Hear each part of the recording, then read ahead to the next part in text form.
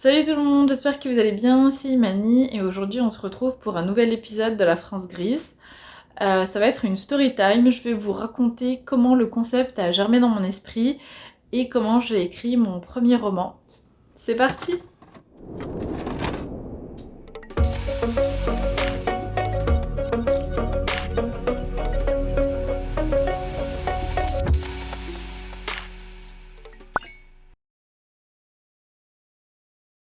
Tout a commencé il y a un an. Je venais de finir un gros contrat en tant que paysagiste qui m'avait pris énormément de temps et d'énergie. Et j'avais décidé de prendre 2 mois de vacances pour pouvoir bien me reposer, recharger les batteries avant de chercher un nouveau contrat en France. Au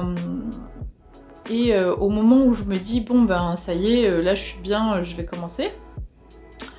Il se trouve que c'était mon anniversaire, donc le 11 octobre 2019. Là, j'apprends un énième acte islamophobe public sur une femme portant le hijab. Il s'agit d'une maman qui accompagne la classe de son fils au conseil régional de Bourgogne-Franche-Comté. Donc je suis sûre que vous voyez très bien de quelle histoire je parle. Je vais vous mettre une petite image là qui va vous rafraîchir la mémoire. Voilà, c'est sûr que vous vous en souvenez. Comme à chaque acte islamophobe, une polémique s'ensuit, de graves accusations.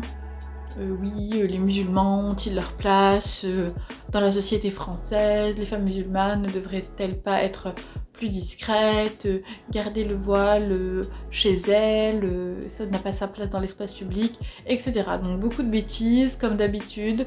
Enfin, pas de concernés, bien évidemment, pourquoi les inviter?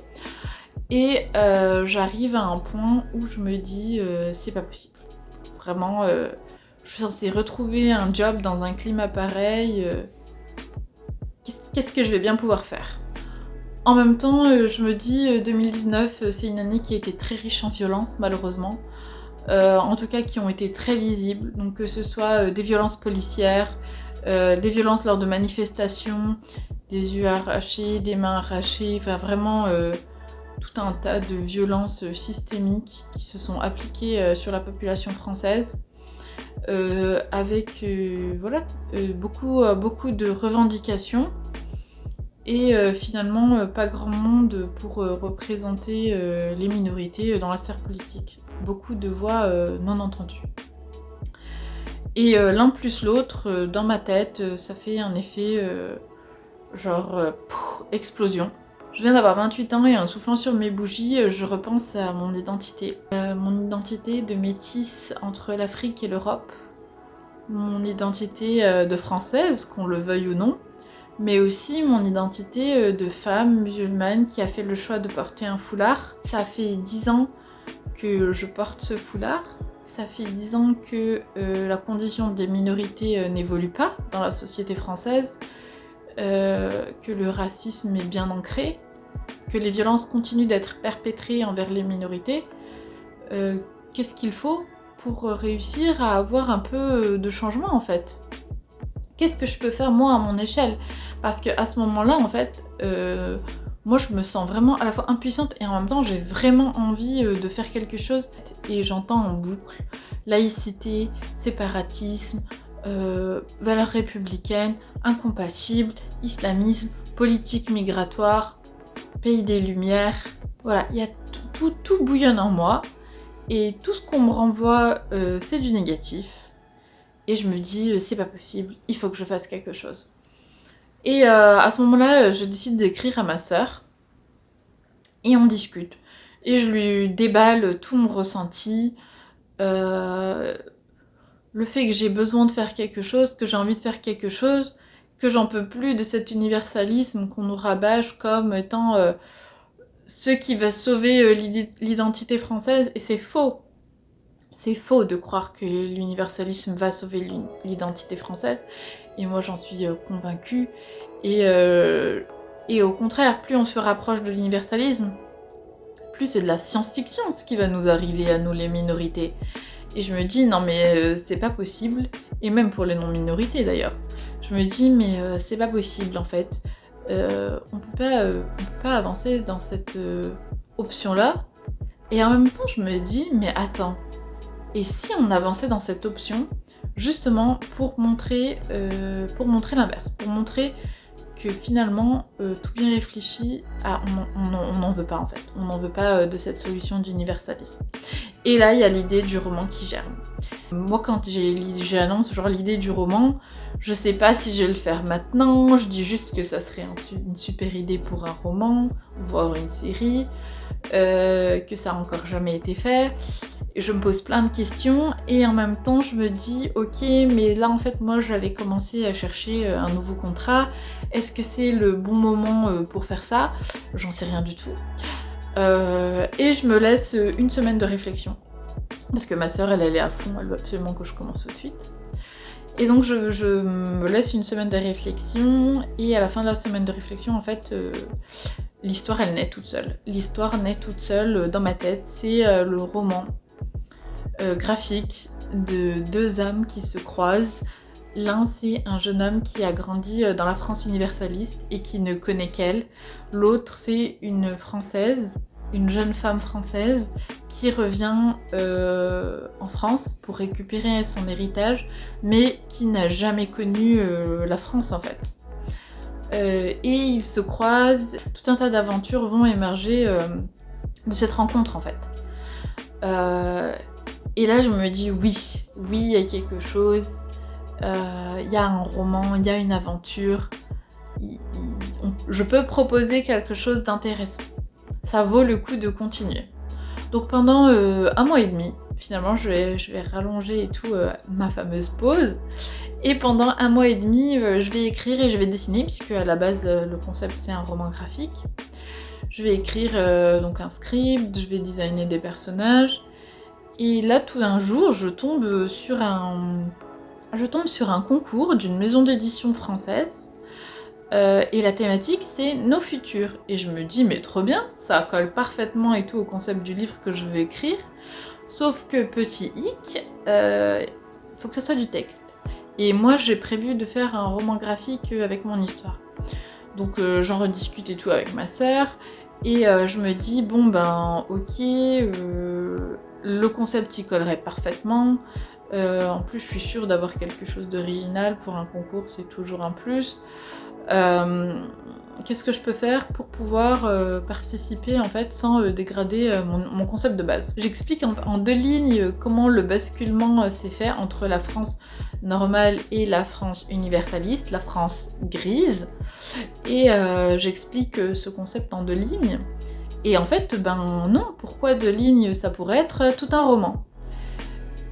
Et donc là, ma sœur, elle valide l'idée et tout, et c'est parti en fait. Et je lis les conditions du concours. Ok, bon, c'est pour le 15 mars, donc ça va être short, ça veut dire que j'ai 3 mois d'écriture, 2 semaines de correction. Il faut écrire minimum 200 000 caractères. Ok, bon. J'intègre tout ça. Et finalement, je me dis, bah en fait non, t'en es capable, t'en as besoin. Et il faut te lancer. Il faut te lancer, tu vas y arriver, c'est sûr. T'as tout ce qu'il faut pour, t'as les bons ingrédients. Donc maintenant, tu vas travailler et tu vas y arriver. Et là, pendant 3 mois, eh ben, je me pose à mon bureau et tous les jours, j'écris. Des fois 10 heures par jour. Je consomme énormément de contenu. Je relis mes cours de sociologie de quand j'étais à l'école de paysage. J'écoute énormément de podcasts, dont le podcast Kif Taras de Rokhaya Diallo et de Grassley qui m'a accompagnée pendant toute mon écriture. Et je consomme beaucoup de contenu visuel. Je lis énormément de mangas, je lis des romans, je regarde des animes, je regarde des séries, et tout ça en fait nourrit le roman. J'ai vraiment envie d'écrire un roman pour les jeunes, pour les adolescents, pour les jeunes adultes, un roman qui leur correspond, avec lequel ils vont raisonner, qui sera drôle, touchant, mais aussi qui sera instructif. Et c'est pour ça qu'il y a une énorme partie recherche dans ce roman, que ce soit sur les thématiques de l'écologie, de la sociologie, de la politique. Il y a vraiment énormément de recherche pour justement pas imposer un point de vue, mais permettre au lecteur de se faire ses propres choix, de faire sa propre identité et de définir en fait finalement quelles sont les réponses qu'il veut donner aux questions posées par le roman. Et j'avance comme ça petit à petit avec l'aide de ma famille qui m'ont soutenue vraiment genre jusqu'au bout. Mes sœurs qui m'appellent pour checker où j'en suis, comment ça se passe, tout ça. Ma maman qui a relu le manuscrit et qui m'a permis de le corriger. Et mon homme qui est merveilleux et qui me ramène des tasses de thé sur tasses de thé, le pauvre. Et surtout qui gère le foyer pendant 3 mois.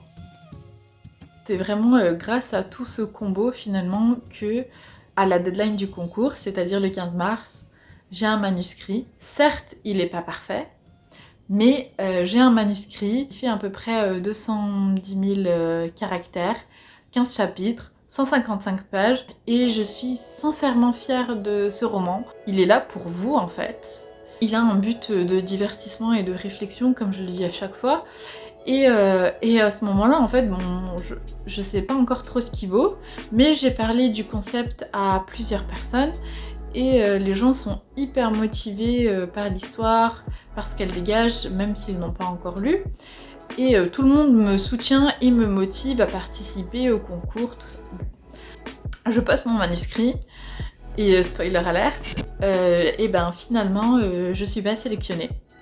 Je suis pas sélectionnée et quand je vois les romans qui ont été choisis, je me dis ah oui c'est vrai. En fait ce que j'ai écrit c'est beaucoup trop politisé, c'est beaucoup trop sombre d'une certaine manière pour être sélectionnée comme ça dans un concours public. Il y a énormément de sarcasme dans mon roman et finalement c'est bien trop critique, pour le sujet. Donc bon, je suis un petit peu déçue, faut pas se mentir, on est toujours déçu quand on gagne pas. Mais je me dis, écoute, t'as réussi un challenge, t'as réussi à écrire en 3 mois un roman qui te plaît, un roman que t'aurais aimé avoir ado dans ta bibliothèque. Et ça déjà, c'est énorme. Ben finalement, si aujourd'hui et tout je suis artiste-auteur, c'est parce que il y a eu ce concours en fait. Et finalement j'ai écrit cette histoire, j'ai écrit mon premier roman entier en 3 mois l'année dernière. Et ça je pense que c'est déjà une grande fierté.